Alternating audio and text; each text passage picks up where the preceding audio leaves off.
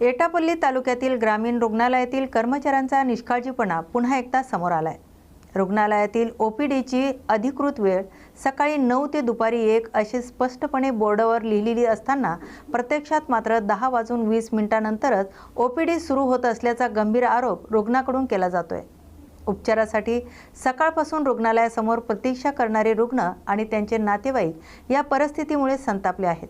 वेळेवर डॉक्टर न आल्याने उपचार उशिरा मिळतात। गरीब रुग्णांनी मग जायचं कुठे असा प्रश्न अनेकांनी उपस्थित केलाय। याहून गंभीर म्हणजे ओपीडीच्या वेळेचा बोर्ड जाणून बुजून झाकून ठेवण्याचा प्रयत्न केल्याची माहिती मिळाली। त्यामुळे वेळ लपवण्याचा हा प्रकार जाणीवपूर्वक असल्याचा संशय नागरिकांनी व्यक्त केलाय। स्थानिकांनी आरोग्य विभागाकडे तात्काळ चौकशी करून संबंधितांवर कार्यवाही करण्याची मागणी केली आहे। या घटनेमुळे ग्रामीण रुग्णालयाच्या कामकाजावर पुन्हा एकदा प्रश्नचिन्ह निर्माण झालेत। एटापल्लीहून प्रतिनिधी तेजस गुजलवार यांनी घेतलेला हा आढावा।